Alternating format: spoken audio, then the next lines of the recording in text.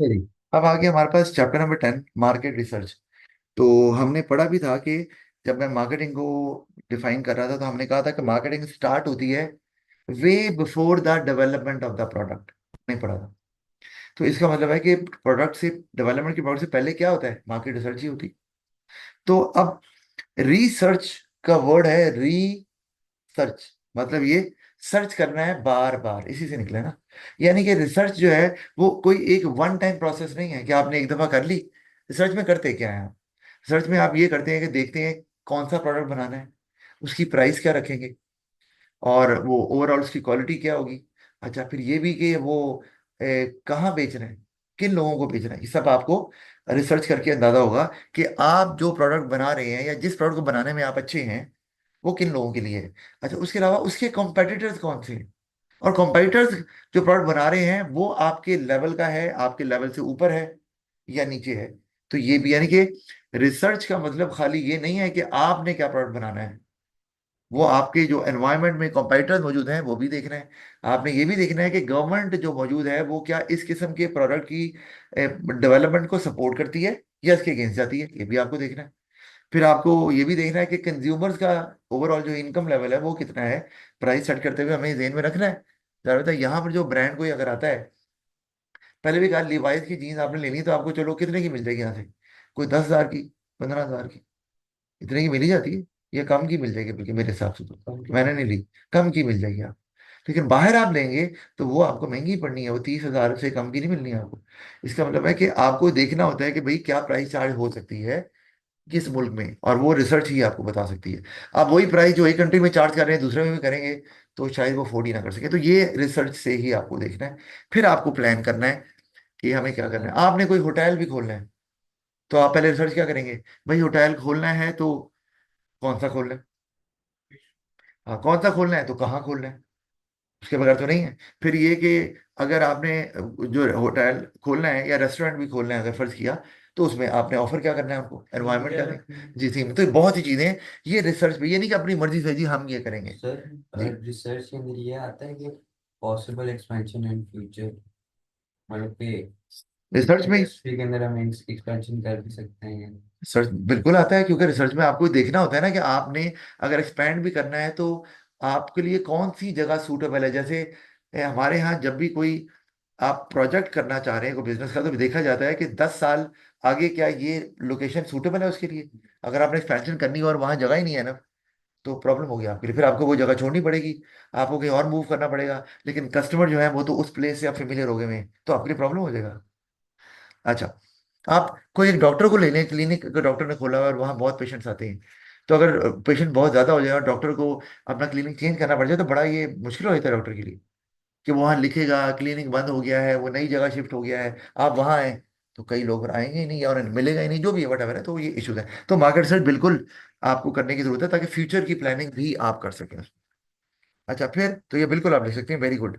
अच्छा, फिर है जी अब ये देखने जल्दी से कि पर्पस और नीड ऑफ मार्केट रिसर्च मैंने जो कि बात की है, तो मैं जल्दी से दिखा रहा हूँ कि इसमें आपको ये देखना होता है टारगेट मार्केट कौन सी है। टारगेट मार्केट क्या होती है, आपके पोटेंशियल कस्टमर्स, कि आपको लगता है कि आप जो प्रोडक्ट बनाएंगे वो ये वाले जो सर्टन ग्रुप ऑफ पीपल हैं ये बाय करेंगे, या ये वाला जो मार्केट सेगमेंट है ये इसको बाय करेगा। और जैसे ही आप किसी मार्केट सेगमेंट के को सिलेक्ट करते हैं, हमारे साहब हम इनके लिए चीजें बनाएंगे, तो वो मार्केट सेगमेंट उसी वक्त क्या बन जाता है, टारगेट मार्केट, कि ये आपका टारगेट है। अच्छा, फिर हमारे पास आगे जी वो वायबिलिटी या सक्सेस के चांसेस कितने हैं। सर तो उसमें आपने रिस्क देखना है, रिस्क कौन कौन से हैं लिखा हुआ है, to reduce the risk associated with new products. नया प्रोडक्ट बनाना है तो ये देखना है कि क्या डिमांड होगी भी, या आप कह रहे हैं कि हमारा प्रोडक्ट अच्छा है और हम बनाएंगे और लोग ले लेंगे। तो रिस्क जो नए प्रोडक्ट के साथ है वो आपने देखनी है, क्योंकि उसके अंदर नए प्रोडक्ट में कुछ र्यूमर्स भी आ सकती हैं, कोई आपका सोसाइटी का प्रेशर भी हो सके भाई ये आप क्या प्रोडक्ट बना रहे हैं। लेट्स से कि अगर उसमें कोई ऐसा इंग्रेडिएंट डाला हुआ है जो कि आपके लिए हेल्थ के लिए अच्छा नहीं है। आजकल तो अवेयरनेस बहुत ज़्यादा आ गई है, जैसे आपके जितने भी अब उस वक्त हमें अंदाजा नहीं था, जितने हमारे ये जो प्रोसेस्ड आइटम्स हमें नजर आती हैं, के एंड एन की आइटम्स हैं या कोई और भी, जो किसी ब्रांड का नाम क्या लेना है, तो वो जो आइटम्स हैं वो सारी की सारी हार्मफुल है आपकी हेल्थ के लिए। पता है क्यों होती है? क्योंकि उसमें प्रिजर्वेटिव डाले होते हैं। वो क्या होते हैं कि वो जो आपकी प्रोडक्ट होती है उसको इंटैक्ट रखते हैं, ओरिजिनल शेप में रखते हैं, ताकि उसकी लाइफ बढ़ जाए। चैप्टर 10 मार्केट रिसर्च है ये। तो उसकी लाइफ बढ़ जाए और टेस्ट भी वैसे रहे, वो तो रहता है। लेकिन होता ये है कि जो प्रिजर्वेटिव डालते हैं उसके अंदर, वो कार्सिनोजेनिक होता है। मतलब क्या? कार्सिनोजेन एक ऐसा, आप कह लो कि मैटर होता है, या आप कह लें कि इंग्रेडिएंट है या एलिमेंट है, जो कैंसर सेल्स प्रोड्यूस कर सकता है। तो इसका मतलब है कि अगर आप बहुत ज्यादा, और कैंसर ये तो नहीं है कि आपने इधर खाया और उधर ही कैंसर हो गया। ऑफ कोर्स वो आपको with the passage of time होता है। तो अगर आप फ्रीक्वेंटली प्रोसेस फूड को इस्तेमाल करते हैं, उसमें आपके चिप्स भी आ जाते हैं, तो इसका मतलब है कि आपको लॉन्ग टर्म में कैंसर होने के चांसेस। चलिए चीजें गवर्नमेंट को पता मैं होना आप वही कह, तो यही बता रहा हूँ कि चाहिए। जब अगर ये अवेयरनेस जहाँ ज्यादा है, वहां पे फिर आप इसको अवॉइड करेंगे, लोग भी अवॉइड करेंगे। लेकिन जहाँ ओ कुछ नहीं भाई, हमारे यहाँ क्या है, ओ यार वो मौत लिखी है, आनी है तो आनी है, हमारे यहाँ तो ये सिलसिला चलता है। नहीं, रेगुलेशंस क्यों नहीं लगाती गवर्नमेंट? एग्जैक्टली exactly, लगानी चाहिए। कि आप बताएं कि भाई इसके अंदर प्रिजर्वेटिव इस्तेमाल कर रहे हैं तो कौन सा कर रहे हैं, कहीं वो कार्सिनोजेनिक तो नहीं है। अगर है तो आप नहीं, बिल्कुल सही। तो यार आप उसकी बात कर रहे हो, सिगरेट नहीं बंद करते। सिगरेट तो सीधा सीधा को फायदा ही नहीं है, चलो उसमें खाने की चीज है, को टेस्ट रहा है, कुछ फायदा भी हो रहा है, कोई तो एनर्जी जा रही है। सिगरेट में कौन सी एनर्जी जा रही है? सिगरेट तो खुले मिलते हैं, खुले मिल जाते हैं। और वो चूंकि, लेकिन गवर्नमेंट बंद नहीं कर रही, उसकी वजह शायद उसमें एम्प्लॉयमेंट बहुत इन्वॉल्व है उसमें, टैक्सेस गवर्नमेंट ने लगाए हुए हैं, तो रेवेन्यू बहुत आता है। और गवर्नमेंट नहीं बंद कर रही, जो कि करना चाहिए।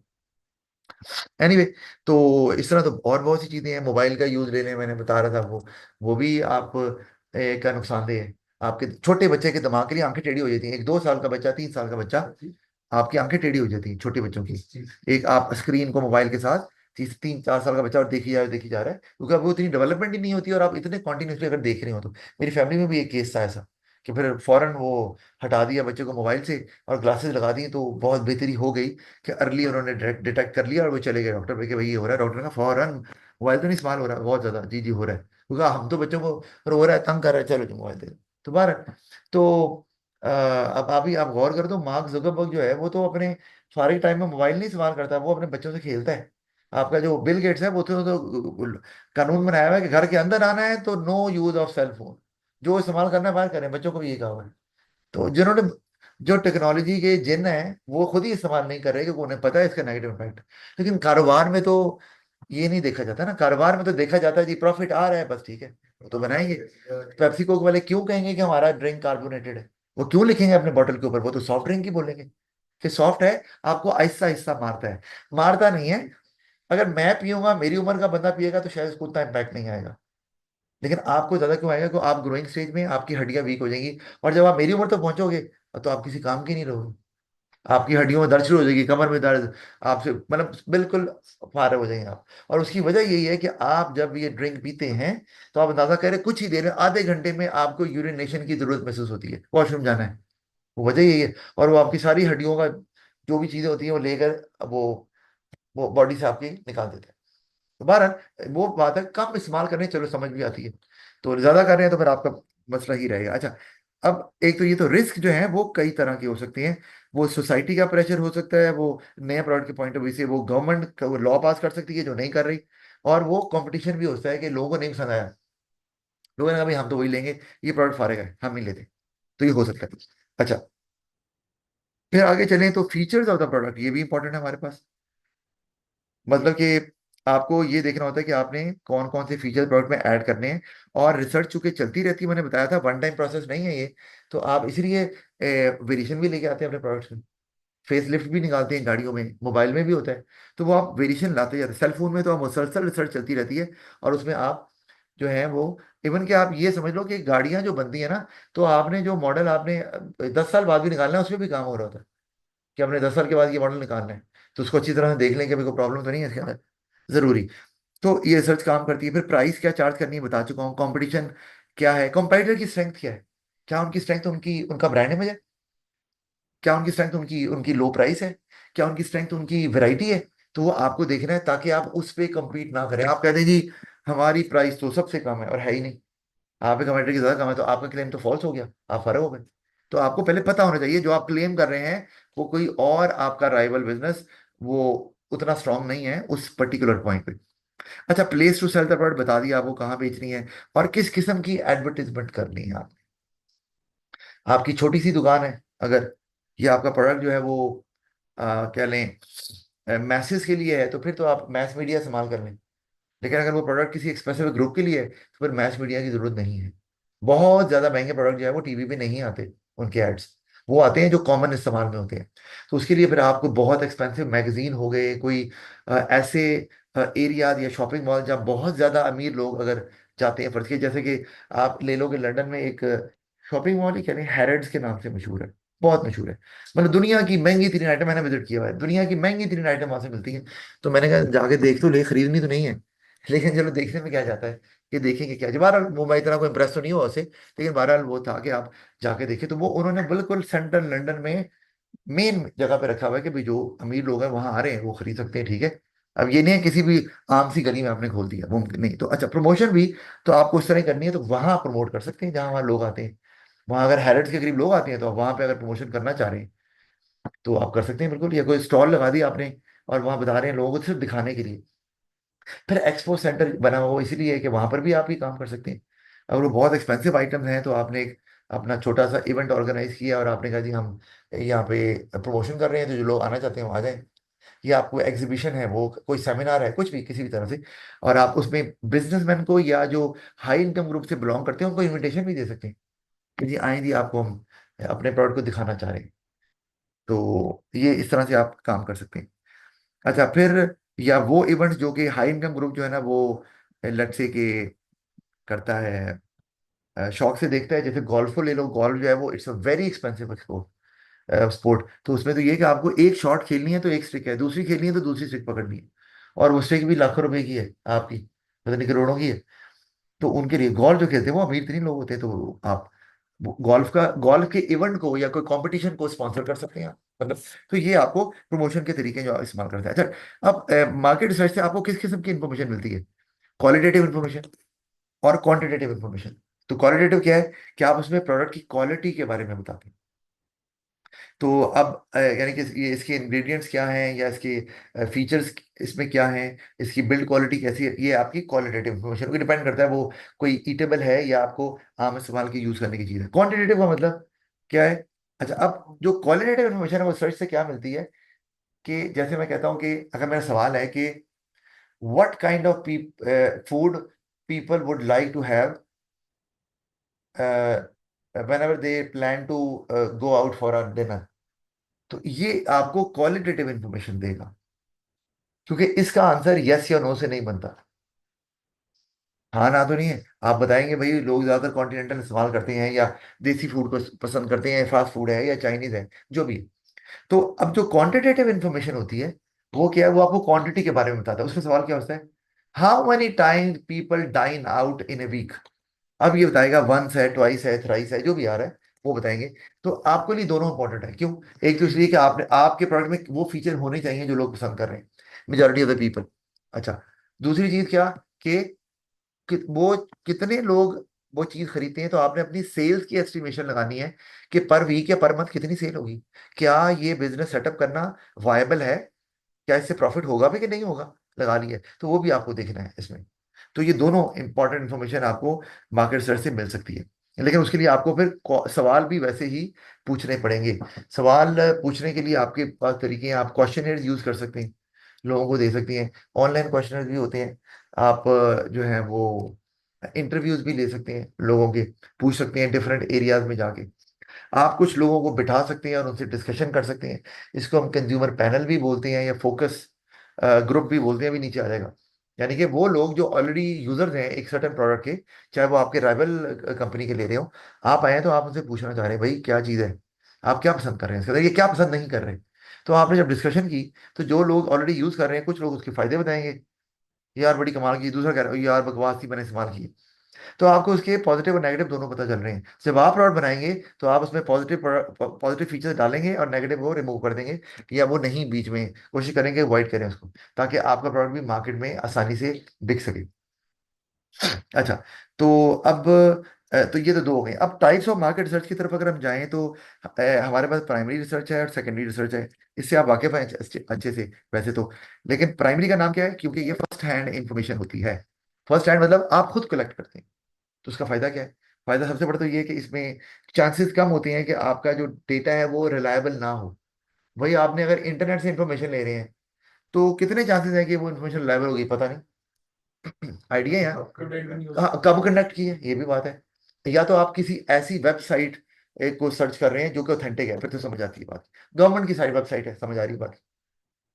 अदरवाइज प्रॉब्लम है यहाँ पर आपको, अगर आप वेबसाइट सर्च कर रहे हैं या आप गूगल को इस्तेमाल कर रहे हैं तो तीन चार आपने वेबसाइट को देखा और सेम इन्फॉर्मेशन मिली, तो आप कहते हैं हाँ यार इसका मतलब है कि ये ऑथेंटिक ही लग रही है। प्राइमरी में ये है कि जो आपने खुद कलेक्ट किए तो आपको पता है कि ये जो है ना वो रिलायबल ही है, हमारे अपने बंदों ने कलेक्ट की हुई है। और दूसरा ये कि ये अप टू डेट इंफॉर्मेशन है, अभी कर रहे हैं आप। जैसे कि आप फर्ज किया कि एग्जाम्पल है कि आपने मेडिकेटेड सोप की रिसर्च करनी है, आप कोई नया मेडिकेटेड सोप निकालना चाह रहे हैं। तो आपने अब देखा कि यार चलो हम ना इंटरनेट से उठाते हैं, कोई रिसर्च पढ़ी होगी कोई पुरानी, किसी किताब में लाइब्रेरी में देख लेते हैं, कोई रिसर्च पढ़ी, कोई अखबार में आई हो, पुरानी रिसर्च। तो पुरानी रिसर्च में तो हो सकता है लोगों का जो जो पैटर्न है बाय करने का या उनका जो बिहेवियर है मेडिकेटेड सोप की तरफ वो कम हो जाए या ज्यादा हो जाए, आपको नहीं पता। करंटली लोग बाय करने के लिए तैयार हैं कि नहीं। लोगों ने कहा यार ये बकवास ही होती है मेडिकेटेड सोप, सब सोप एक जैसे होते हैं, एम चूना लगा रहे हैं हम।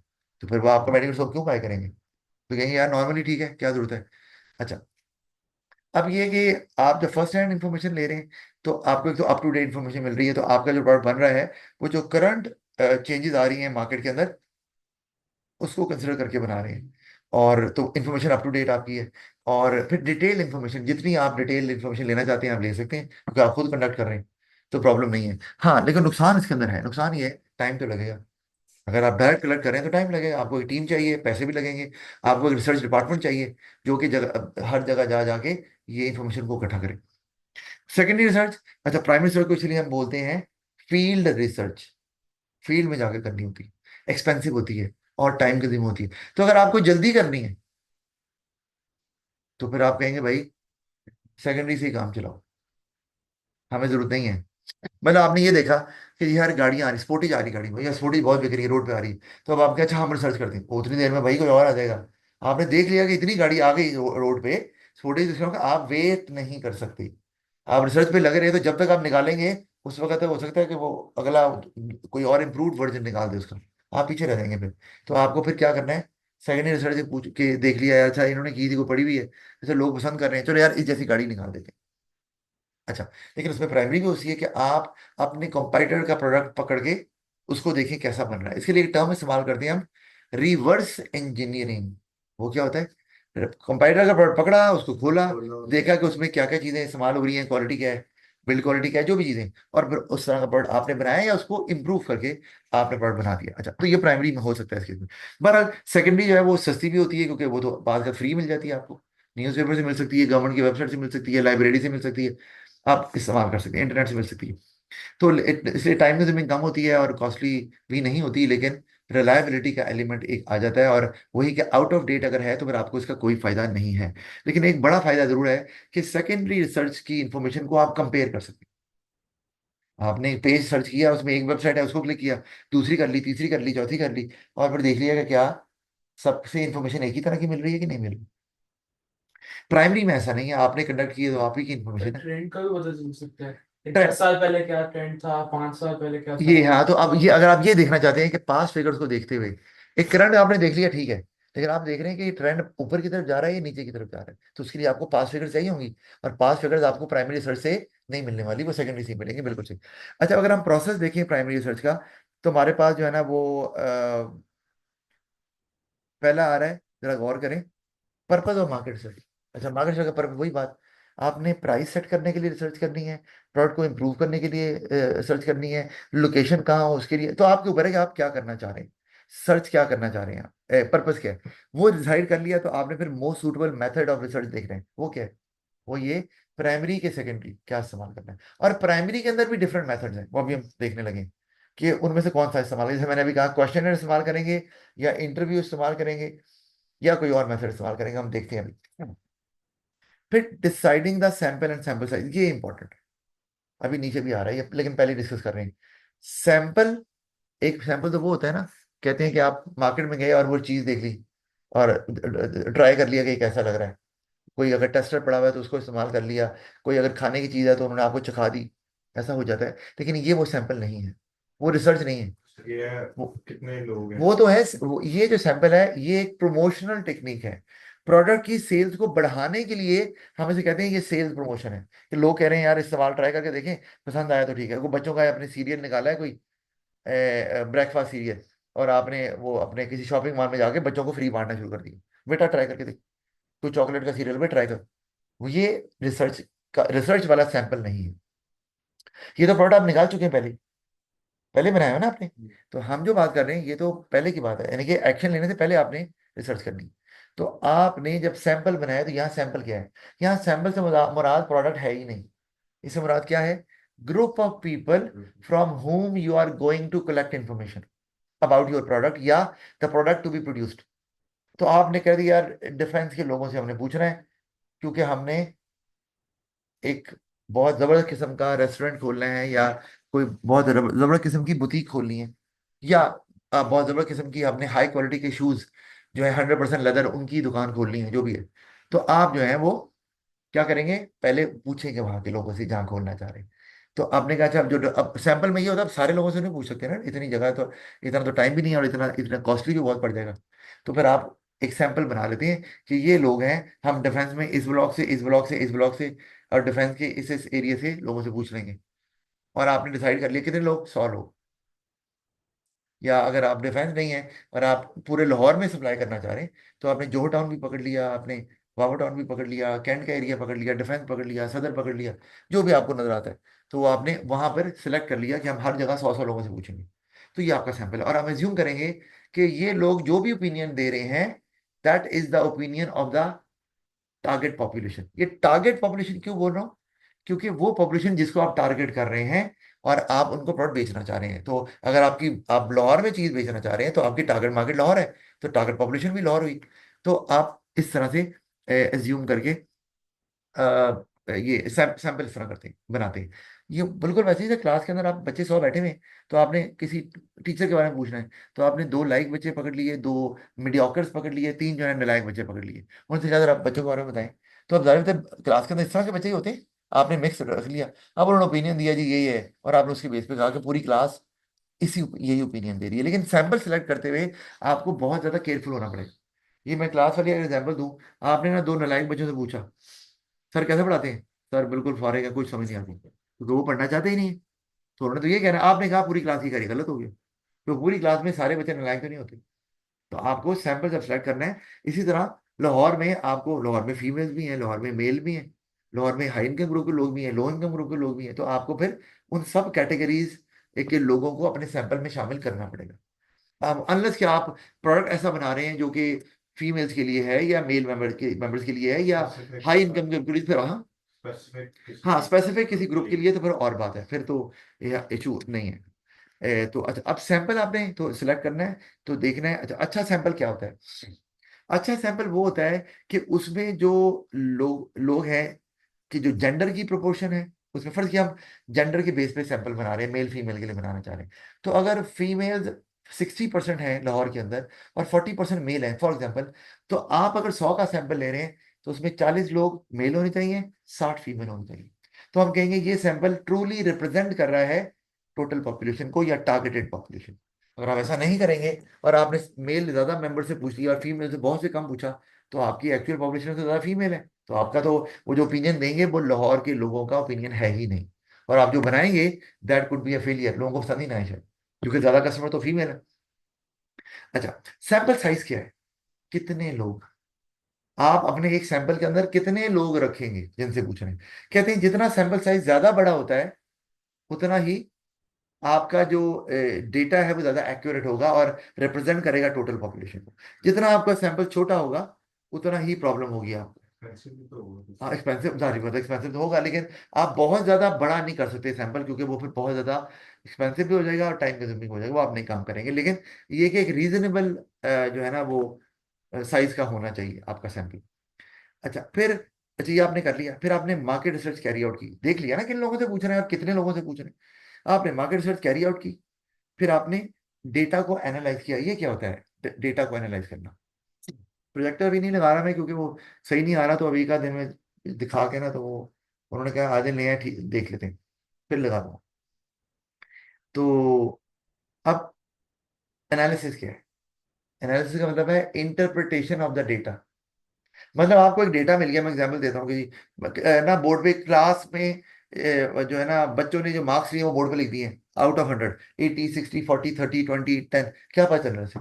कुछ भी नहीं पता, तो कुछ नहीं चल रहा। लेकिन मैं इसको अगर अरेंज कर दूं और ये लिखूं कि भाई जो 10% ऑफ द स्टूडेंट्स है ना, उन्होंने 90 या उससे ज्यादा मार्क्स लिए, 10% स्टूडेंट वो हैं जिन्होंने 50% या उससे कम। अब ये कुछ मीनिंगफुल हमें डेटा नजर आ रहा है, इसको इंफॉर्मेशन बोलेंगे, और इसके बेसिस पे डिसीजन लिया जा सकता है कि ओवरऑल क्लास को कैसे लेके चलना है। तो इसी तरह से मार्केट में भी एज अ बिजनेस, जब आप बिजनेस को रन कर रहे हैं, तो आपको जो डेटा है उसको मीनिंगफुल फॉर्म में कन्वर्ट करना है, ताकि आप ये अंदाजा लगा सकें कि जैसे क्या, कितने परसेंट फीमेल्स ये ओपिनियन रखती हैं, या कितने परसेंट मेल ये ओपिनियन रखते हैं। तो वो आपके लिए जरूरी है, ताकि आप डिसीजन ले सकें। और आगे क्या है? Production of report of the finding.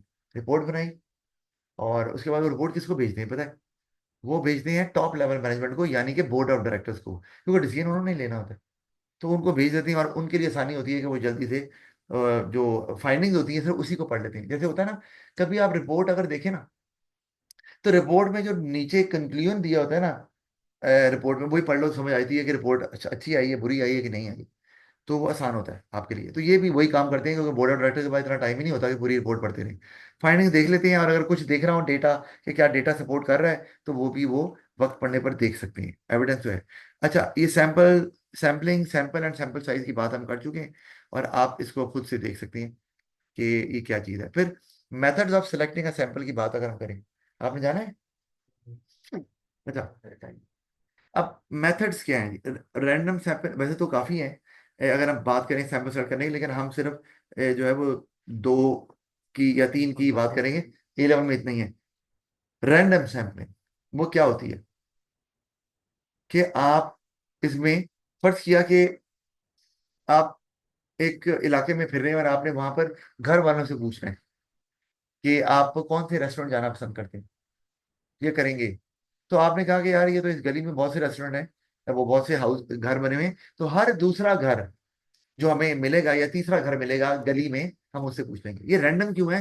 क्योंकि इसमें बायस्डनेस नहीं है। बायस्डनेस क्या होती है? यार इस घर से पूछ लेते हैं, ये लगता है लोग कोऑपरेटिव होंगे, तो इनसे पूछ लेते हैं। यार आगे का जाना, आप किसी दूसरी गली में चले जाते हैं, या जो भी है। अलग कर रहे हैं इससे। ये हाँ, क्या चलो यार हो सके ये छोटा है, इससे क्या पूछ ये यार डिफेंस चले जाते हैं, वहां ना फीमेल भी कोऑपरेटिव होती है, तो हमें आंसर दे देंगी। यार इधर पूछेंगे तो वो आंसर नहीं देंगे, ख्वारी होगी, टाइम बड़ा लग जाएगा। ये बायसनेस आ गई, ये नहीं करते हैं। तो उसके लिए फिर जब आप रैंडम पे आ गए हैं, तो रैंडम में ये काम नहीं। अच्छा, फिर फीमेल से ज्यादा पूछ लेते हैं, मेल से पूछ लेते हैं। अगर आप ये काम कर रहे हैं, यार मेल कॉपरेट करेंगे, फीमेल नहीं करेंगे, चलो मेल से ज्यादा ले लेते हैं।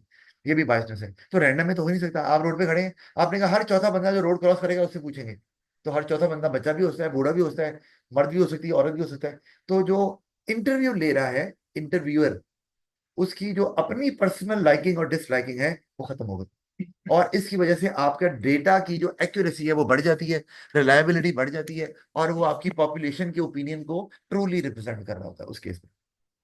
तो रैंडम सैंपल जो है ना, वो इस लिहाज से अच्छा होता है कि आप इस तरह से पूछ लेते हैं।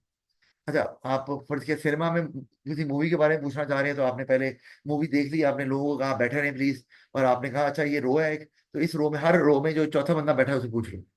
ये रैंडम है, चौथा बंदा कोई भी हो सकता है, हो सकता है उसको पसंद आए ना आए, ठीक है। वरना तो बाय चांस ये भी है कि आपको पता चल गया यार ये बंदे खुश हो रहे हैं, मूवी देख के बाहर आ रहे हैं, इन्हीं से पूछ लेते हैं। अक्सर टीवी दिखाते हैं, बहुत अच्छी मूवी होती, फारे का मूवी, मूवी फारग होती है, लेकिन रिव्यू में जो लोग आ रहे होते हैं, क्योंकि वहाँ बायसनेस है, वो दिखाने के लिए कि भाई हाँ जी अच्छी मूवी देख लें, तो वहां पे ये रैंडम सैम्पलिंग नहीं इस्तेमाल हो रहा। स्ट्रैटिफाइड सैम्पलिंग क्या है? लेकिन उससे पहले हम कोटा सैम्पलिंग भी देख लें, फिर स्ट्रैटिफाइड सैम्पलिंग की बात भी कर लेते हैं। कोटा सैम्पलिंग में आप पहले से फिक्स कर लेते हैं कि हमने कितने मेल मेंबर से पूछना है, कितने फीमेल मेंबर से पूछ रहे हैं, कितने बूढ़ों से, कितने बच्चों से, कितने जवानों से। अब पहले से तय करने का मतलब क्या है? मतलब ये है कि भाई आप रोड पे खड़े हैं, और आपने 10 मर्दों से पूछ लिया है। अब अगर 11वां मर्द आएगा तो आप उसे नहीं पूछेंगे, क्योंकि आपके सैंपल में मर्द 10 ही थे। अब आप 10 औरतों को ढूंढ रहे हैं, तो इसका मतलब है कि अच्छा, इसका फायदा क्या है? नुकसान पहले देख लेते हैं क्या है। नुकसान ये है कि बायसनेस तो आपकी जो रैंडम सैम्पलिंग में बायसनेस तो नहीं है, लेकिन प्रॉब्लम क्या है, सारी औरतें निकल फिर मर्द आए नहीं। हर चौथा बंदा जो रोड क्रॉस कर रहा है वो मर्द ही निकला, फिर क्या करेंगे। तो कोटा सैम्पलिंग में क्या है, जब मर्द पूरे हो गए आपके सैंपल के मुताबिक, तो अब आप वेट वेट करें। कंबाइन नहीं कर सकते दोनों। वो भी हो सकता है, लेकिन ये कि वो अब किस जगह पे आप करना चाह रहे हैं। जहां अगर आपको लग रहा है कि यार यहाँ पे प्रोपोर्शन एक कितना होता है और दोनों जो मेल और फीमेल है वो इक्वली वो पार्टिसिपेट करते हैं या हमें रिस्पॉन्ड करेंगे, तो फिर तो चलो समझ आती है, अदरवाइज नहीं। अच्छा, तो ये हो गया आपका कोटा सैंपलिंग, जिसमें आप पर एज के हिसाब से पूछते हैं। हमने इतने बच्चों से पूछ लिया, अब हम बच्चों से नहीं पूछेंगे, या इतने टीनेजर से पूछ लिया, अब हम अडल्ट से पूछेंगे।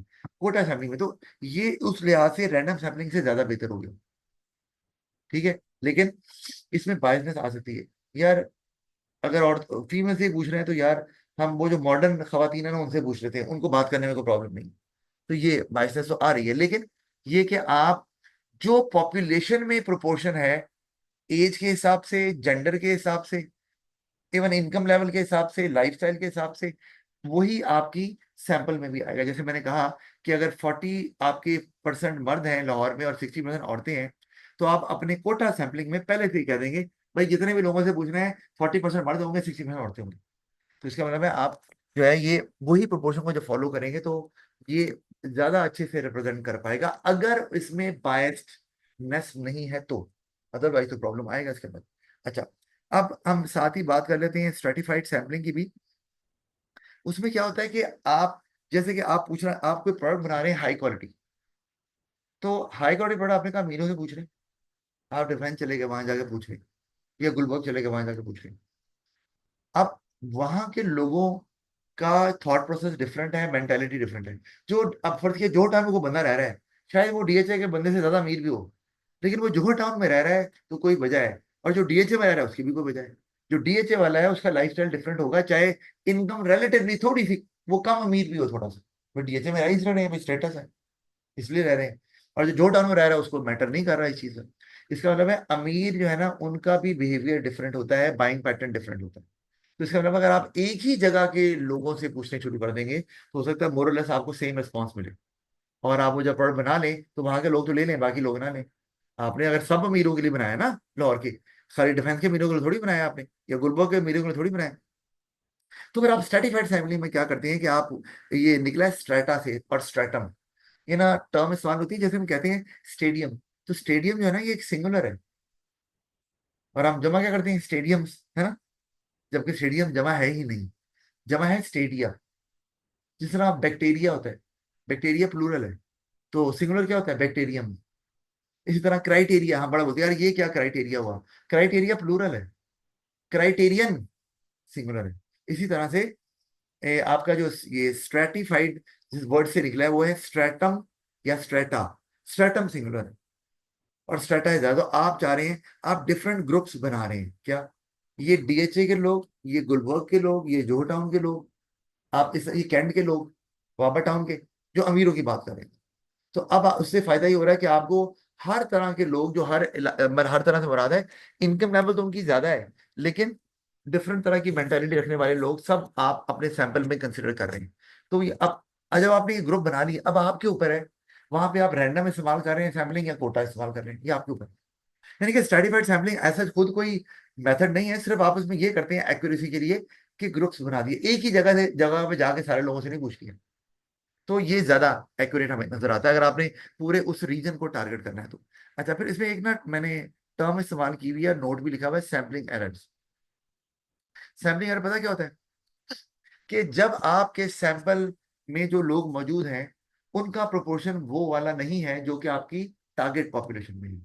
Proportion in terms of age, proportion in terms of income, proportion in terms of gender, अगर वो वाला नहीं है तो ऑफ कोर्स ये सैम्पलिंग एरर कहलाएगा, और ये आपकी जो पॉपुलेशन है उसके ओपिनियन को किसी भी तरह से एक्यूरेटली या ट्रूली रिप्रेजेंट नहीं करेगा। और इसका एक मेन वजह क्या होती है, मेन वजह रिसर्चर बायस। अभी बताइए आप, रिसर्चर अपनी आसानी ढूंढ रहा है, और उस आसानी के चक्कर में उस लोगों से तो पूछ लिया, लेकिन अब उस लोगों का सैंपल, जैसे मैंने अभी कहा, क्लास के अंदर आपने लाइक बच्चों से पूछा, दो चार से, और निकल गए, वो तो सर तो बहुत अच्छा पढ़ा, सर की जी बिल्कुल समझ आती है। सर को आता हाँ, है। सर को आते हैं ना, वो खुद ही पढ़ के आते हो, और सर उनसे सीखते हो, हाँ हाँ बेटा ऐसे ऐसे भी होते हैं। और वो जो दूसरे बच्चे हैं, मीडियोकर्स हैं, या जो वो नालायक हैं, उनसे पूछा ही नहीं। तो ये आपने आसानी की कि यार चलो ये जल्दी वो से बता दें, पढ़ने वाले तो खुद ही पढ़ने वाले नहीं कर पढ़ वो लेते। घर में पढ़ लेना, उन्होंने ग्रेड भी ले लेना है। बिल्कुल सही। तो ये आपके रिसर्चर बायस की वजह से आएगा। अच्छा, उसके बाद जी जी सही है, एडवांटेजेस ऑफ कोटा सैम्पलिंग, आप वो जल्दी से देख लें जरा। अम, अब ये आपको पता है, वैसे मैंने बताया आपको क्या, मैं ऊपर नहीं पढ़ रहा। कोटा सैम्पलिंग में क्या होता है कि जैसे पहले लिखा हुआ है कि data gathered is more likely to represent the population compare to random sampling. मैंने बता दिया क्यों। कोटा सैम्पलिंग में जो डेटा इकट्ठा होगा वो ज्यादा बेहतर तरीके से रिप्रेजेंट करेगा। क्यों? क्योंकि आप उसमें मेक श्योर करते हैं कि जो प्रोपोर्शन टोटल पॉपुलेशन में नजर आ रहा है, जेंडर का, एज का, वही, हाँ वो भी वो यहाँ पर भी हो। अच्छा, फिर data gathered can be organise more easily. पता है क्यों? क्योंकि आपको पहले ही पता है कि मर्द कितने, औरतें कितनी। लेकिन अगर आप रैंडम सैम्पलिंग सवाल कर रहे हैं तो पहले आप छांटी करेंगे, यार निकालो, बच्चों को अलग करो, बूढ़ों को अलग करो, मर्द को, औरतों को अलग, वो टाइम ज्यादा लगेगा, प्रोसेसिंग में टाइम लगेगा डेटा में। वहां आपने पहले ही डिसाइड किया हुआ, तो एक तो ये बात हो गई इसमें। अच्छा, फिर it is cheaper and quicker to collect from random then random sampling. क्यों बोला कोटा में? पता है क्यों? क्योंकि इसमें रिसर्चर बायस आ जाती है बात कर। लेकिन चलो, अगर वो ये देख रहे हैं कि यार जो कॉपरेट कर रहा है उससे पूछ लो, रैंडम में आप क्या करेंगे? हर चौथा बंदा जो गुजरेगा तो वेट ही करते रहेंगे। तीन बंदे गुजर गए, चौथा गुजर ही नहीं रहा, पता है चौथा बात ही ना करते। बात ही ना करे, फिर आप वेट करें, बिल्कुल सही। तो टाइम कहाँ लग गया? कोटा में ये नहीं है भाई, जो मिल गया पूछो यार उससे, ठीक है, हमने तो प्रोपोर्शन पूरी बंदे करनी पूरे करने। है, हाँ, बंदे पूरे करने। लेकिन वो उसमें भी काफी चीजें देखनी थी, लेकिन मगर फायदा तो है। अच्छा, डिसएडवांटेज क्या है? Selection of bias can come in to play, ये है नुकसान आ, ठीक है। और उससे आपको पता है क्या होगा, वो डेटा फिर रिप्रेजेंट नहीं करेगा टोटल पॉपुलेशन को। फिर impossible to find sampling error, और वो क्यों मिला पता है? कि रिसर्चर ने कहाँ पर कौन से बंदे से पूछा है जो अपनी आसानी देकर उसे पूछ लिया। आप तो यही देख रहे हैं ये बंदा है, आपको नहीं पता चल रहा कि वो बंदा जो है वो वहाँ रिसर्चर ने कहाँ पर अपना ये बाइस इस्तेमाल की और जहाँ से डेटा खराब हो। ये तो पता चल गया कि यार ये तो जो हमने डेटा निकाला है, मार्केट तो ये नहीं कह रही। अगर प्रोडक्ट बना भी लिया, फेल हो गया चलो, लेकिन होता ही है कि प्रोडक्ट जब बनाते हैं तो आप कौन सा फुल लॉन्च कर देते हैं, आप पहले टेस्टिंग करते हैं, देखते हैं लोग आपको नजर आया रिस्पॉन्स बुरा है, मैं कह बुरा क्यों आया यार, ये डेटा तो कह रहा है अच्छा था। इसका मतलब कि जो डेटा में फिगर्स आ रही है वो गलत है, लोग वो नहीं मान रहे। तो कहीं रिसर्चर बायस है, अपने पकड़े कैसे उसको? पकड़ नहीं पा रहे आप। अच्छा, फिर आप आगे आ गया, ये वो चीज है, मेथड्स ऑफ प्राइमरी रिसर्च। सबसे पहले आ गया कंज्यूमर सर्वे थ्रू क्वेश्चन। उनको हैंडआउट दे दिए वो जो जिसमें आपको एक series of set of question है, और कस्टमर उसको भरते जा रहे हैं। अब उसमें सबसे बड़ा फायदा कि चूंकि आप उनके सामने थोड़ी आप लिख रहे हैं, तो कस्टमर अपना ट्रू ओपिनियन देगा। ठीक, क्यों? क्योंकि आपका नाम भी नहीं दिखा आपने लिखना। और आप फर्ज किया, स्कूल के अंदर होती है रिसर्च ऐसी कि टीचर के बारे में क्वेश्चन है, मुझे याद है ए लेवल में दिया करते थे, आप पता नहीं क्यों देते हैं या नहीं देते। और वो कलेक्ट करते थे क्लास के अंदर ही बच्चों को, और बच्चों ने लिख के दे दिया, और बच्चे फुल। मुझे याद है, मैं यूनिवर्सिटी में था ना, तो एक टीचर हमारे अकाउंटिंग होते थे, उन्हें बिल्कुल पढ़ाने नहीं आता था, कि उन्होंने डॉक्टर थे, मेरा पीएचडी, लेकिन पढ़ाना शायद दिल नहीं करता था या पढ़ाते नहीं थे, जो भी है। अब वो ना क्वेश्चन आया, हमने सबने फेल कर दिया, मैंने बुरा, सब बहुत बुरा दे दिया। तो वो फिर, अब चूंकि वो ऑलरेडी डायरेक्टर भी थे वहाँ के, पढ़ाते भी थे, तो बहरहाल वो उन्होंने कहा भाई जाना मैं कोई नहीं, मैंने पंजाबी भी बोलते थे, तुझे जो मर्जी कर लो। लेकिन मतलब ये कि हमने क्यों हम उनके सामने नहीं कह पाए। लेकिन क्वेश्चन में आप कॉन्फिडेंट होते हैं, किसी की बुराई करना मुंह पे मुश्किल काम होता है। तो क्वेश्चन में आप आसानी से ही काम कर सकते हैं, इंटरव्यू में मुश्किल है ये काम करना। तो एक तो ये बात है। फिर आप उसमें, इसमें एक और फायदा होता है, आप रेंज देते हैं इनकम की, एज की प्रॉब्लम है मेल मेंबर्स को, इनकम से मसला है बताने में, और फीमेल्स को एज से मसला है। तो आप जब रेंज देते हैं, आपने लिखा 18 से लेके 30 साल तक, तो फीमेल्स आराम से लिख देंगे भाई ठीक है, हमें 18 ही समझ ले बेशक, कोई बात नहीं। तो इस तरह एज आपने वो इनकम का भी लिख दिया कि जी 50,000 से लेके 1.5 लाख या 2 लाख, तो चलो यार ठीक है, इसी में आ रहे हैं ना, 50,000 तो कम नजर आ रही है। तो एक तो ये फायदा है, आपको रेंज पता चल जाती है। अच्छा, उसमें ये कि टाइम बचता है कि आपने एक ही टाइम पर तमाम क्वेश्चन बांट दिए, और 5 मिनट में सारे कलेक्ट भी कर लिए। इंटरव्यू में तो आपको हर बंदे को रोकना पड़ेगा और पूछना पड़ेगा, वो बहुत टाइम कंज्यूमिंग है, कॉस्टली भी हो जाएगा आपके लिए, इसलिए इस लिहाज से। तो क्वेश्चन अब हम जल्दी से अगर देखें, क्वेश्चन फेस टू फेस भी हो सकते हैं, टेलीफोन पे भी हो सकते हैं, खैर टेलीफोन पे कौन करता है, लेकिन खैर एनीवे ऑनलाइन हो सकती हैं, पोस्ट भी हो जाती हैं आपको बाद अवत। लेकिन आजकल ऑनलाइन का काफी जो है ना वो चला हुआ है। अब आपके आपके पास नहीं आते, आपके पास क्यों आएंगे भाई, आपके पास पैसे थोड़ी होते हैं।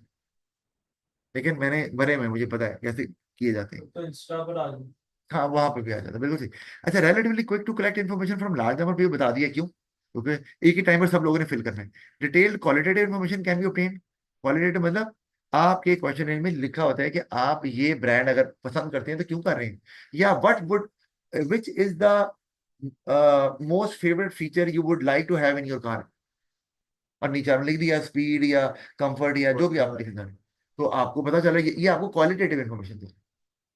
अच्छा, फिर easy to analyse with computer software packages. सारी बात है, आपने आपके जैसे जो होते हैं ना अपना, आपके एमसीयू के पेपर होते हैं, तो वो बंदे तो चेक नहीं करते, वो तो मशीन चेक करती है आपकी, तभी वो आपके बबल शीट पे आते हैं जो आप ओ लेवल में करते रहे हो। वहां जाकर मशीन ने फटाफट चेक कर लिया, काम बन गया। तो यहाँ भी क्वेश्चन में ये होता है कि चूंकि आपने टिक कर वो ऑप्शन को टिक करना होता है, तो वो उनके लिए बहुत आसान होता है, बहुत जल्दी से चेक हो जाते हैं। मैनुअली भी करें तो बहुत टाइम लग जाता है उस पर।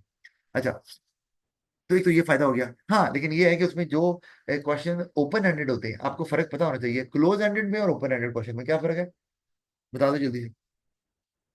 क्लोज एंड में लिमिटेड यानी कि इसका आंसर होता है। क्लोज एंडेड में ऑप्शन पहले से दिए होते हैं, आप अपनी मर्जी का आंसर नहीं दे सकते। फर्स्ट ये लिखा हुआ है कि आप जो है ना, आप ये चूज कर रहे हैं नहीं ये लिखा हुआ है, आपने ये लिखना चाह रहे हो कि how did you find our service, एक रेस्टोरेंट में बैठे हुए, तो वहां लिखा हुआ है जी आपने कि normal, good, excellent, top class, तो पुअर लिखा ही नहीं हुआ। आपको पुअर लिखना है, पुअर कहाँ से लिखें, ऑप्शन दिए उसी में लिखना है आपने, उसी में। इसका मतलब वो बंदे का ट्रू ओपिनियन पता नहीं चल रहा, वो तो पुअर लिखना चाह रहा था। इसलिए बेहतर तरीका क्वेश्चन में क्या होता है कि आप एक बॉक्स बना के वहां लिख दें अदर्स, फिर आपको समझ तो आ जाएगी कि इनमें से नहीं है। वरना मुझे अगर वो लिख देगा फर्ज किया नॉर्मल भी, तो नॉर्मल तो उसे पसंद ही नहीं आ रहा, वो मजबूरन टिक कर दिया। अच्छा, वो क्वेश्चन जो डिस्क्रिप्टिव होते हैं अक्सर आप छोड़ देते हैं। कभी आप रेस्टोरेंट जाएं तो ये बहुत छोटे लेवल की रिसर्च होती है। जब रेस्टोरेंट में जाते हैं, आपको एक छोटा सा कार्ड दिया, सर ये प्लीज भर दें, और आप खुशी से बात भर भी देते हैं। फिर नीचे लाइनें लिखी होती हैं, तो वहां आपको अंग्रेजी का मसला आ जाता है, वो आप छोड़ देते हैं।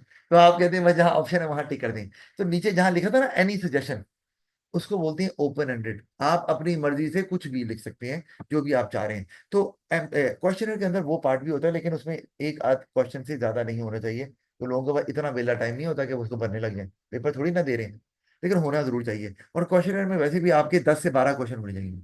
अगर ज्यादा क्वेश्चन होते हैं तो होता ये है कि जो लोग हैं they lose interest in filling up that question, और फिर वो होल हार्टेडली नहीं भरते, तो फिर वो उनका ओपिनियन तो जा ही नहीं रहा उसके अंदर, सारी बात। अच्छा, फिर है जी रिड्यूस, ठीक है, reduce bias as a researcher's own opinion does not influence the respondent।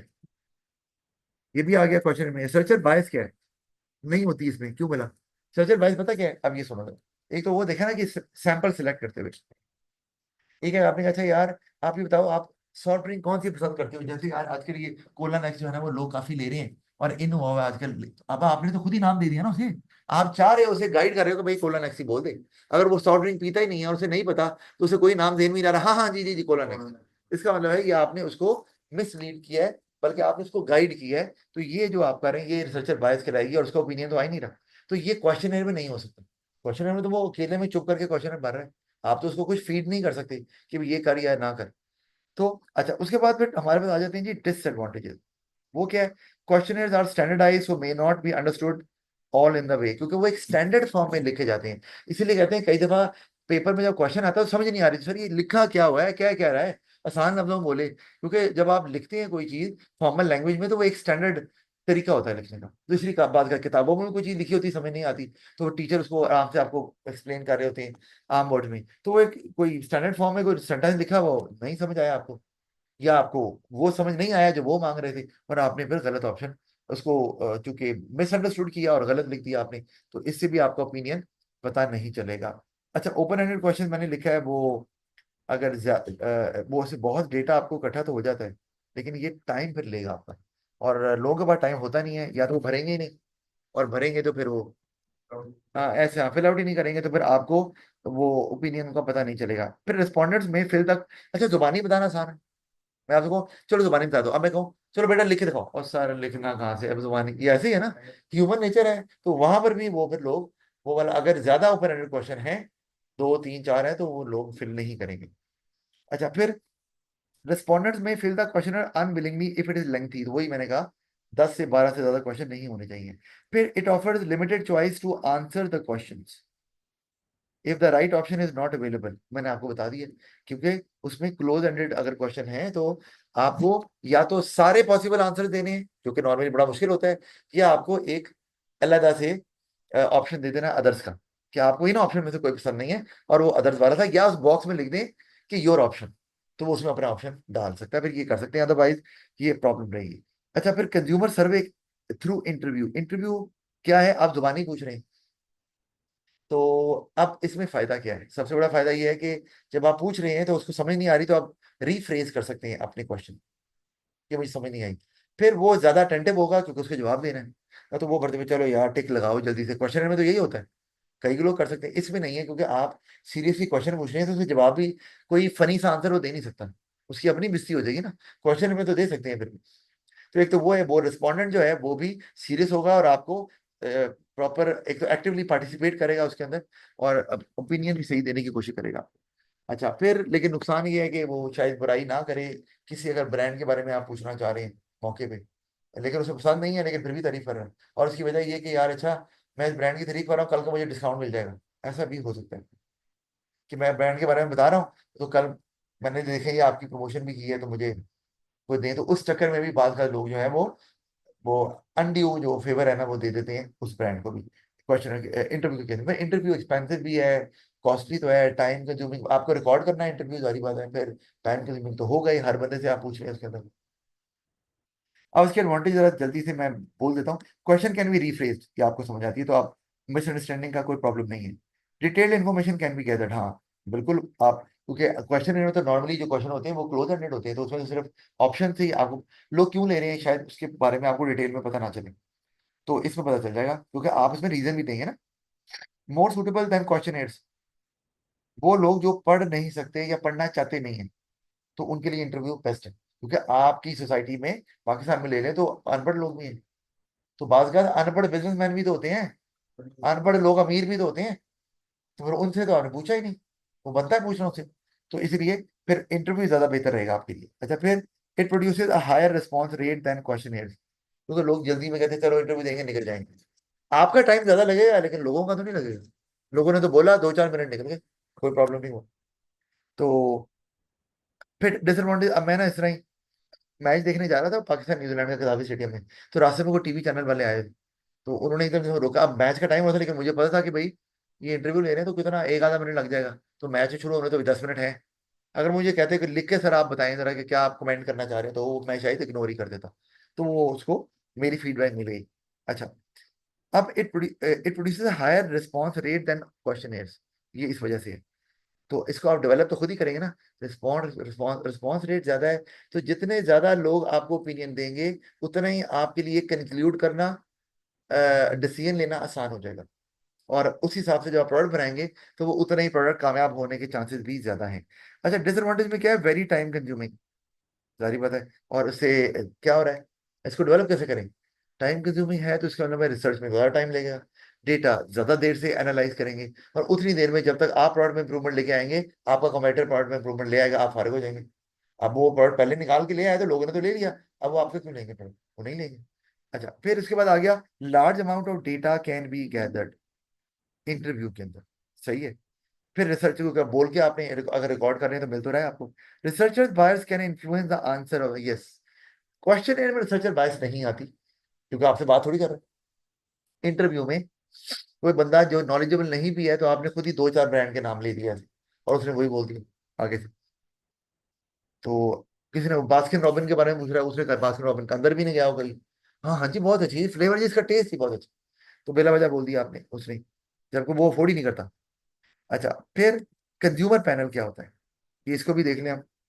Consumer panel का मतलब मैंने बताया आपको क्या, कुछ लोग जो ऑलरेडी उस प्रोडक्ट को यूज करते हैं उनको आपने एक प्लेटफॉर्म पे इकट्ठा कर लिया, और ये इंटरव्यू नहीं है, क्योंकि इंटरव्यू में तो होता है questioning answering session, consumer panel और फोकस ग्रुप में क्वेश्चनिंग आंसरिंग सेशन नहीं होता, उसमें क्या होता है, आप यू स्टार्ट द डिस्कशन, यानी कि एक मॉडरेटर होता है, मॉडरेटर क्या, जो कि लोगों को बिठाता है दो ग्रुप्स को, एक फेवर में एक अगेंस्ट जो होते हैं, और उन्होंने यूज किया होता है प्रोडक्ट को, और आप you start with the question, जी आपका क्या ख्याल है इसके बारे में, बस उसके बाद वो सिर्फ ऑब्जर्व करता है। तो ऐसे बंदे को क्या बोलते हैं, इंटरव्यूअर नहीं बोलते, मॉडरेटर।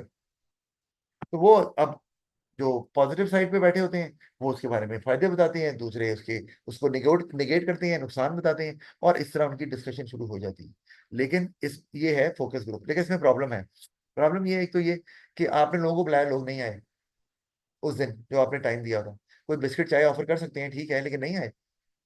फिर अगर आप दोनों से पूछ रहे हैं, लेकिन उस ग्रुप में कुछ लोग हैं जो ज्यादा नॉलेजेबल हैं और वही बोली जा रहे हैं, बाकी बोल ही नहीं रहे, तो आपको ये भी फिर कंट्रोल करना है कि मॉडरेटर हर बंदे को मौका दे जो ग्रुप के अंदर है, क्योंकि आपको एक ही बंदे से ओपिनियन बार बार नहीं लेना, आपको ज्यादा बंदों से ओपिनियन चाहिए, ताकि आपको पता चले कि डिफरेंट वैरायटी ऑफ लोग जो है वो क्या ओपिनियन रखते हैं इस प्रोडक्ट के बारे में, जो भी है नजर आ रहा है। अच्छा, तो ये है फोकस ग्रुप। फोकस ग्रुप में अगर आप जल्दी से देखें इसके एडवांटेज, तो एक तो इंफॉर्मेशन डिटेल पता चल रही है, और दोनों साइड्स पता चल रही हैं।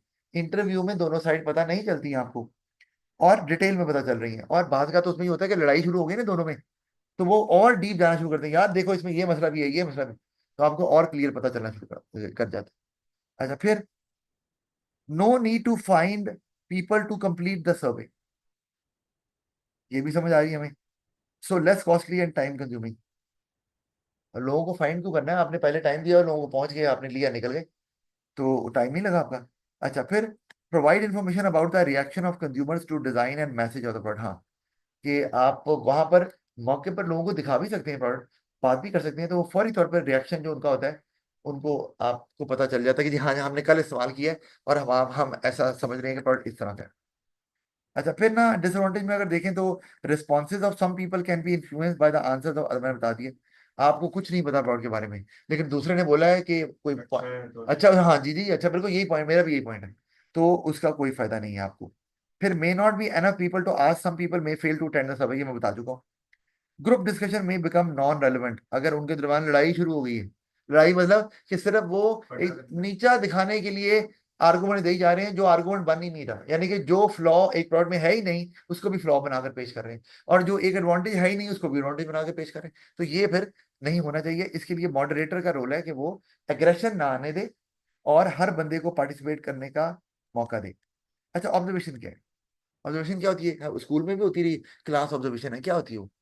कि एक बंदा आता है क्लास में बैठ जाता है चुप करके, बोलता कुछ नहीं है, ऐसी है ना, और फिर चुप के क्लास खत्म होती है, उठ के चला भी जाता है, अपने साथ कॉपी पेंसिल लाया होता है, कुछ ना कुछ लिख रहा होता है, और टीचर पढ़ा रहा होता है, बच्चे डर रहे होते हैं कि पता नहीं अल्लाह जाने क्या लिख रहा है, तो बच्चे भी उसी डर में खामोश हो जाते हैं कि ऑब्जर्वेशन हो रही है।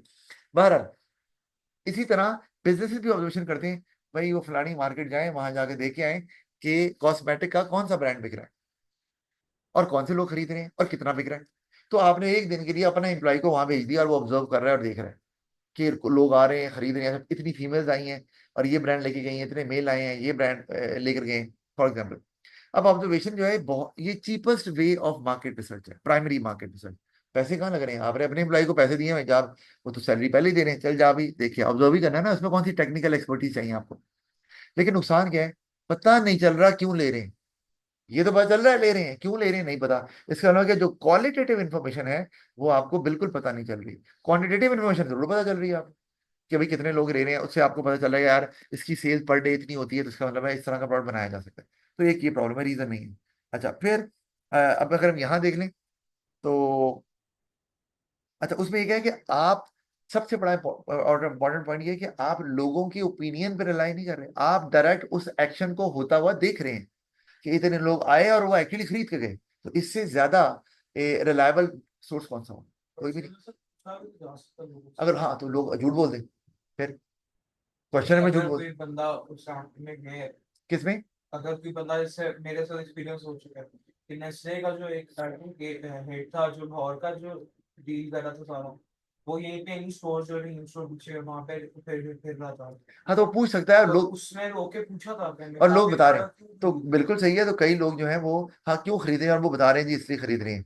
तो अब ये बिल्कुल आपकी बात सही है, लेकिन आप अगर पूछ रहे हैं तो वो ऑब्जर्वेशन नहीं है, बात ये हो रही है, हम ऑब्जर्वेशन की बात कर रहे हैं, तो ऑब्जर्वेशन में आपको पता ही नहीं चल रहा कि क्यों खरीद रहे हैं, लेकिन ये पता है खरीद रहे हैं, ये पक्की बात है, क्योंकि आप वो डेटा को डायरेक्ट कलेक्ट कर रहे हैं, देख रहे हैं यार एक बंदा आया, फिर दो बंदे आए दिन में, इस दिन ये आए, तो वहां पर फिर भी चांस है कि यार जो शायद इन्होंने ज्यादा तो नहीं बताया, यार मैं हफ्ते में 3 दफा तो रेस्टोरेंट जाता ही हूँ, हो सकता ना जाता हूँ, 2 दफा जाता हूँ कभी, लेकिन वो आप उस दिन तो आपने ऑब्जर्व कर लिया ना कितने लोग जा रहे हैं, तो इससे ज्यादा एक्यूरेसी नहीं हो सकती, लेकिन ऑफ कोर्स टाइम कंज्यूमिंग का पूरा दिन लग गया आपका, और आपको नहीं पता कि वो लोग अगर बाय कर रहे हैं, या दुकानदार ने एक ब्रांड दिखाया, कस्टमर ने कहा यार ये नहीं चाहिए दूसरा दिखाओ, अब वो क्यों नहीं चाहिए, ये तो पता चल गया रिजेक्ट किया है, क्यों रिजेक्ट किया नहीं पता। अच्छा, इसी तरह हमारे पास ना एक्सपेरिमेंट भी आ जाते हैं। एक्सपेरिमेंट समझते हैं आप? रिसर्च के अंदर एक्सपेरिमेंट ये है वो कि आप लोगों को ट्राई करवाते हैं, यार चेक करें कैसा है। और फिर जैसे ना ये क्या था, ये कौन सा था ब्रांड जो इन्होंने पिच ब्लैक और वो 3 फ्लेवर्स निकाले थे, ड्यू ड्यू ड्यू ड्यू, हाँ ड्यू ने 3 फ्लेवर्स निकाले, लॉन्च नहीं उस तरह से किया, और उन्होंने ये किया कि इन्होंने भी किया था और उसने भी किया था, स्प्राइट ने, वो जो लेमन वाला स्प्राइट है ना फ्लेवर, उन्होंने ये किया कि वो रक्शे निकाले उनको, उनकी इल्यूमिनेशन की, लाइटिंग की, और रोड पे निकाल दिए, और लोगों को कहा कि भाई फ्री आप एक वो पिंक वाली भी आई थी स्प्राइट। हाँ थोड़ी हाँ, वो नहीं चली, तो वो इसलिए कि वो आप फुल लॉन्च नहीं ना करते, रिसर्च करके देख रहे हैं लोग ले रहे ही नहीं, वो एक्सपेरिमेंट ही है असल में। तो आपने ना, मुझे याद है मैंने भी पिया था इसने, अच्छा वो दे रहे थे, उन्होंने कहा जी दे रहे हैं, तो लोग तो फ्री में तो पीना ही था, किसी ने नहीं पीना, पाकिस्तानी लोग हैं। तो वो आधा आधा कप भर के, पूरा भी नहीं भर रहे, आधा आधा कप भर के लोगों को दे रहे थे कि पी के ट्राई करें कैसा है, ताकि लोगों को अगर टेस्ट अच्छा लगेगा तो जब मार्केट जाएंगे कल को तो वो खरीद लेंगे। तो एक्सपेरिमेंट तो ये है आपका। अब इसका ये है कि आपको, लेकिन वो पूछ रहे थे जी आपने जी पी लें और बताना है आपका रिस्पॉन्स कैसा। तो अब वहां पे आपको ये नहीं है कि लोग कह रहे हैं हाँ अच्छा है, देखने से अच्छा लग रहा है, आप इस्तेमाल करके बता रहे हैं अच्छा लग रहा है, इसका मतलब है ये है soon after the use of the product people are giving their opinion. तो हो ये, सकता है वो फ्री मिलने की वजह से कह हाँ, रहे ये एक प्रॉब्लम है। लेकिन एक ये, अगर वो इसलिए नहीं कह रहे तो इसका मतलब है आपको इमीडिएट फीडबैक मिल रहा है कंज्यूमर का, ना कि किसी कंज्यूमर ने कोई महीना पहले इस्तेमाल किया था और कोई प्रोडक्ट इस्तेमाल किया था तो उसको जितना याद था उसने बता दिया।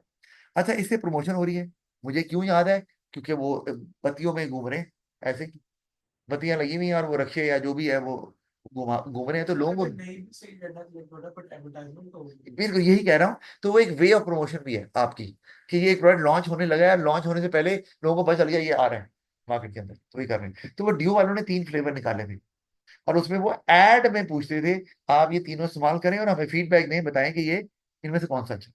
हमने क्योंकि एक ही को कंटिन्यू करना है, बाकी को डिसकंटिन्यू करना है, अब मुझे नहीं पता कौन सा चल रहा है, लेकिन एक ही चला रहे हैं, शायद गिरी वाला ही है, हाँ। वो बाकी फिर नहीं काम नहीं किए होंगे।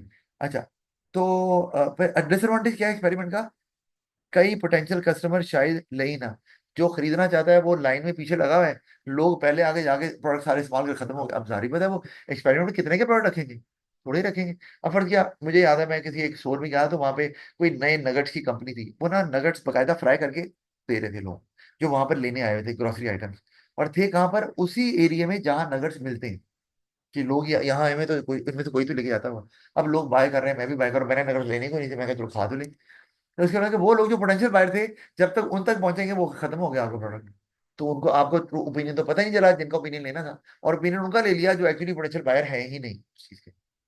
अच्छा, फिर people may not tell the true feelings if they do not like it, ये भी है, क्योंकि खाना जो है, हाँ जी अच्छा है और दे दे थोड़ा सा सही है, तो ये भी एक कल फिर आ जाएंगे लेने के लिए, हाँ अच्छा लगा था, एक दफा सोच रहे हैं और दिखाएं, अच्छा लगा, मैं अपने दोस्त को ट्राई कराना चाह रहा हूँ। तो ये ऐसे ही होता है, ये ऐसा क्या, ये हमारी यहाँ बड़ा मुश्किल काम है ये करना, बाहर आसान है। मैं वो क्या कहते हैं यूके ट्रैवल कर रहा था, तो भाई जो कि वहीं रहते हैं ना, तो मैं एक दफा एक शॉपिंग मॉल गया, तो वहाँ पे वो ना पेस्ट्रीज के छोटे छोटे पीसेस बाहर पड़े थे, हमारे यहाँ से नहीं करते, ज्यादा कर ही नहीं सकते, पॉसिबल ही नहीं। तो वो पेस्ट्री थे, तो भाई ने उठाया, मैंने क्या कर रहे हैं, वो कहते यार ये टेस्टेड ही है, उठा के खा ले, तो मैंने कहा यार मैंने लेना ही नहीं, कहते तो मैंने कौन सा लेना होता, मैं जब आता मैं उठा के खा लेता हूँ। मतलब पाकिस्तानी बंदा वहां भी जाएगा तो ध्यान यही होता है कि चलो यार ठीक है फ्री में मिल रहा है खा लेते हैं। तो वो ये प्रॉब्लम जरूर है इसकी, तो आपको कॉस्ट कॉस्ट बढ़ रही है उसकी बिला वजह, कॉस्ट भी बढ़ रही है और ओपिनियन भी पता नहीं चल रहा। अच्छा, अब टेस्ट मार्केटिंग आपने इस ध्यान में रखना है। टेस्ट मार्केटिंग पता क्या होती है, थोड़े एरिया में लॉन्च करना, मुझे याद है 2002 से 2004 में क्या थी वो, पेप्सी वालों ने लॉन्च की थी ब्लू पेप्सी, यानी कि उसका कलर ही ब्लू था, ब्लू टाइप, और अभी भी मिलती है मेरे पास। नहीं डिस्कंटिन्यू हो गई वो ना। अब ब्लू पेप्सी का एड भी बस आता था, और उन्होंने कुछ कंट्रीज में, कुछ सर्टन एरियाज में जिसमें इंडिया भी है, तो उन्होंने लॉन्च किया था, लेकिन बहुत छोटे लेवल पे, देखने के लिए कि ये चलता है कि नहीं। अब रिसर्च तो कर ली हो, रिसर्च में लोगों से जुबानी पूछना, लोग बड़ी बड़ी डींगे मार देते हैं, हाँ जी लेंगे जी, अच्छा है। लेकिन पेप्सी और कोक दोनों, they are known for its black colour. जो लोगों को ब्लू, ये कौन सा कलर है, ये कौन सी पेप्सी होती है ऐसी। अच्छा, अब वो कईयों ने कई एतराज किए, ये भी था ये यार कैरोसिन ऑयल के से मिलता जुलता कलर लग रहा है यार, ये तो अजीब सा ही है, ये नहीं, कोई नहीं लेनी वो। तो वो उनको फिर जब रियलाइज हुआ कि यार लोग ये नहीं ले रहे, तो उन्होंने डिसकंटिन्यू कर दिया, बजाय कि उनको बहुत बड़ा लॉस होता अगर वो अब हर जगह पे इसको वो लॉन्च कर जल्दी देते। उन्होंने तो उन्होंने जल्दी से उसको बंद कर दिया, तो लॉस से आप बच गए। तो टेस्ट मार्केटिंग तो ये है, पहले छोटे एरिया में लॉन्च करें, फिर आप बड़े एरिया की तरफ जाएं। तो ये तो टेस्ट मार्केटिंग है। टेस्ट मार्केटिंग का फायदा मैंने बता दिया है। एक तो क्वांटिटेटिव इन्फॉर्मेशन पता चल गई, कितने लोग बाय कर रहे हैं उस चीज को, और रिस्क आपका बहुत कम होता है, क्योंकि कम चीजें आप बनाते हैं, वो किसी तरह से बेची जाती हैं। और नुकसान ये है कि इंफॉर्मेशन आपकी शायद एक्यूरेट ना हो, क्योंकि वो लोग जिन्होंने बाय किया है वो शायद बाद में बाय ना करें, या वो उस सैंपल को एक्यूरेटली रिप्रेजेंट नहीं कर रहे हैं। मतलब जो लोगों ने बाय किया, फर्ज किया वो टेस्ट जो आपके प्रोडक्ट, यानी कि बाय का ना, ये सैम्पलिंग नहीं है, खरीदा। तो वो खरीदा तो वो सारे गरीब लोग थे या अमीर लोग थे या एक सर्टन लोकेलिटी से बिलोंग करते थे, सारी बता आपका तो ये सैंपल कलेक्ट नहीं हो रहा है यहाँ पर भी। तो आपको वो पॉपुलेशन का जो ओपिनियन है वो ट्रूली रिप्रेजेंट नहीं हो रहा। अच्छा, सेकेंडरी रिसर्च को अगर देख रहे हैं तो ये डेस्क रिसर्च होती है, बैठे बैठे मिल रही है। बैठे बैठे कहाँ से मिल रही है, लाइब्रेरी से मिल रही है, या वेबसाइट से मिल रही है, या और कहाँ से, किसी न्यूज़पेपर से भी मिल सकती है। कि इतने यूजर्स मोबाइल के बढ़ गए, कभी आ भी जाती है पब्लिश की, मैंने खुद देखी भी है कि 2000 में इतने यूजर थे, अब 2024 में इतने यूजर बढ़ गए हैं उसके। तो इसका मतलब है आपको स्कोप पता चल रहा है सेलफोन का, ट्रेंड पता चल रहा है कि आगे सेलफोन ज्यादा इस्तेमाल होंगे कि कम होंगे। तो सेकेंडरी रिसर्च में आप तो खुद तो कलेक्ट नहीं करते, यानी कि इंफॉर्मेशन या डेटा जो पहले से कलेक्ट हुआ हुआ है, आपने उसको सिर्फ हासिल करना है और उसको फिर यूज करना है।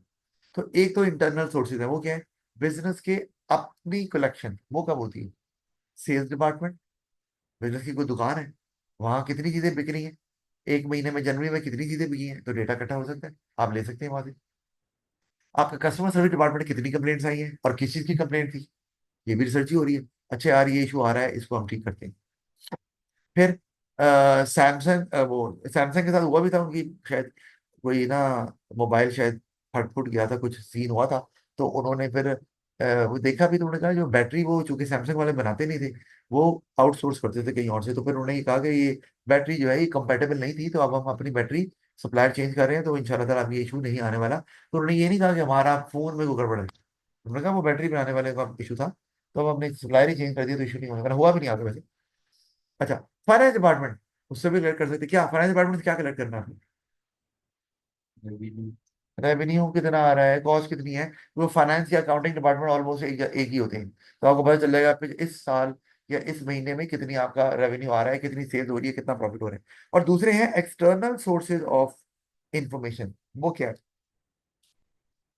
एक्सटर्नल सोर्सेज ऑफ इंफॉर्मेशन जो बिजनेस के बाहर से इकट्ठी कर रहे हैं, पहले से इकट्ठी हुई भी है, न्यूज़पेपर वही, इंटरनेट वगैरह, टीवी हो गया, गवर्नमेंट की वेबसाइट्स हो गई, वही।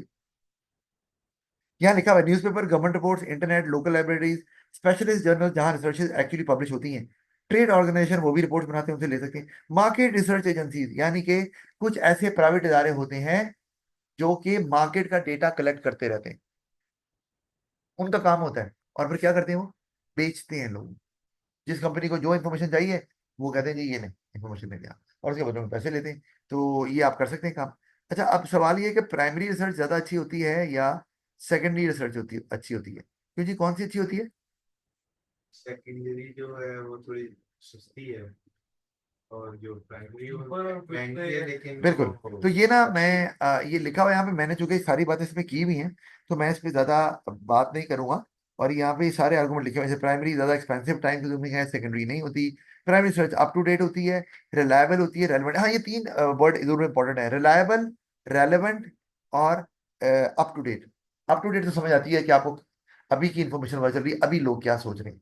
रिलायबल कि जो सोर्स है वो रिलायबल है, प्राइमरी तो रिलायबल ही होगा। हाँ, और तीसरा आता है एक्यूरेट, कि रिलायबल का मतलब है जो डेटा इकट्ठा किया है वही मिला है, लेकिन एक्यूरेट ये कि क्या ये टोटल पॉपुलेशन के ओपिनियन को प्रेजेंट कर रहा है। हाँ, क्या आपने कोई वो जो डेटा इकट्ठा किया वो दो चार लोगों से पूछ के डेटा निकाल दिया, तो वो नहीं होना चाहिए। और क्या कहते हैं, secondary research out of date होती है। फिर सेकेंड, अच्छा एक और बात, अगर आपने नया प्रोडक्ट डेवलप करना है, ऐसा प्रोडक्ट जो पहले मार्केट में आया ही नहीं, उसके लिए प्राइमरी रिसर्च ही होगी, सेकेंडरी तो होगी ही नहीं। भाई जब किसी ने बनाया ही नहीं तो कहाँ से आएगी, तो आपको करनी पड़ेगी। तो ये एक और एडवांटेज उसको मिल जाता है। अच्छा, लेकिन कुछ ऐसा डेटा है जो प्राइमरी रिसर्च से मिल ही नहीं सकता, या वो बहुत एक्सपेंसिव पड़ेगा, या उसमें एक सदी लग जाएगी। पता क्या, जैसे पॉपुलेशन कितनी है लाहौर की या पाकिस्तान की, वो कौन कलेक्ट करता है? गवर्नमेंट। इन्फ्लेशन रेट क्या चल रहा है, अनएम्प्लॉयमेंट रेट क्या चल रहा है, ये तो कोई भी कंपनी इकट्ठा नहीं करती, ना ही कर सकती है। तो गवर्नमेंट की वेबसाइट से आप निकाल सकते हैं कि कितने लोग, या ओवरऑल टोटल आबादी में बच्चे कितने हैं, ये गवर्नमेंट बता सकती है। तो वो फिर कहाँ से मिलेगी? सेकेंडरी रिसर्च से आपको इसके बारे में पता चलेगा। अच्छा, बस ये दोनों के बारे में हमने डिस्कस कर लिया। अभी आगे हमारे पास ना, अच्छा आगे क्या है मैं आपको बता देता हूँ कि इसमें एक चीज है जो आपने पढ़नी है। एक तो ये कि ओपन एंडेड, एक तो ये factors which can affect the accuracy, ये मैं इसमें बाद में बात करता हूँ, या बल्कि कर सकता हूँ, ये मुश्किल नहीं है, हमने पहले पढ़ा हुआ है, मैं जल्दी जल्दी जल्दी कर लेता हूँ। पहले क्या, कि आपने अगर मार्केट रिसर्च कर रहे हैं और डेटा इकट्ठा कर रहे हैं, तो कौन से फैक्टर्स हैं जो उसकी एक्यूरेसी पे अफेक्ट कर सकते हैं? सबसे पहले, अगर आपका सैंपल साइज बहुत छोटा है, जाहिर बात है आपका जो डेटा इकट्ठा हो रहा है वो पॉपुलेशन को रिप्रेजेंट ही नहीं कर रहा, उसमें वो कैरेक्टरिस्टिक्स है ही नहीं जो टोटल पॉपुलेशन में है in terms of gender, age वगैरह।